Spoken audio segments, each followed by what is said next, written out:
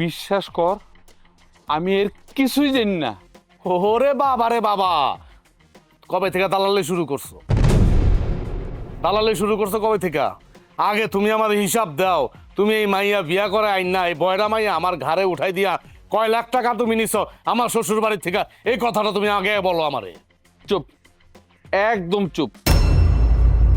আর একটা কথা কইলে না তোরে আমি থাপড়ে দাঁত ফলাই দেবো। ওই তুই কি শুনছস? পোলারে বিয়া করা বাপ দালে লিখেছে। আরে আমি তো এই মেয়েরে বিয়া করেছি, তোরে সুন্দরী একটা মায়া দেখছি, এই লেগে তোরে বিয়া করাইছি বিনা যৌতুকে। সব বাপের কথা জানি না, তো তোমার কথা আমি জানি। তুমি যে কাজটা করছো আব্বা, সব কিছু জানি না শুই নাও, আমি তোমার কোনোদিনও ক্ষমা করবো না। আচ্ছা আব্বা, আমার একটা কথা বলো তো, আমি কি দেখতে অসুন্দর? আমি কি কানা? আমি কি লুলা? আমি কি ল্যাংড়া? না আমি আতুর? কোনটা? তুমি কেন জানি না শুন আমার জীবনটা তুমি শেষ করে দিলা এই বয়রা মাইয়াটারে আমার ঘরের উপর উঠাই দিয়া। আর ওর তো কিচ্ছুই শোনে না, ওরা যদি কই ডান ওর বলে বাম। কে মায় তোমার বলে নাই? বলে নাই মায় তোমারে?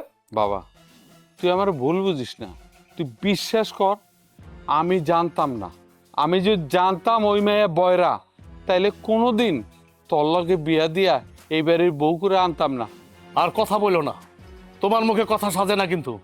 তুমি আর শাক দিয়ে মাছ দেখার চেষ্টা করো না। তুমি সমস্ত কিছু করছো, তুমি নাটের গুরু। তুমি আমার জীবনটারে নিয়ে সিনেমিনি খেলছো। তুমি আমার জীবনটারে আমার গলাটারে টিপ্পা মেরা ফেলাইছো। তুমি তুমি এখন বলতেছো কিছু জানো না, কিচ্ছু জানো না। তুমি সব জানো। দেখ বাপ, তুই রাগ করিস না, বিশ্বাস কর আমি কিছুই জানি না। ঠিক আছে, তুমি জানো না, তাহলে আমার শ্বশুরবাড়ির লোক তো জানে না। ঠিক আছে, আমি এখনই আমার শ্বশুরবাড়ি যাইতেছি। হায় হায়, আমার ছেলের বউ বয়রা।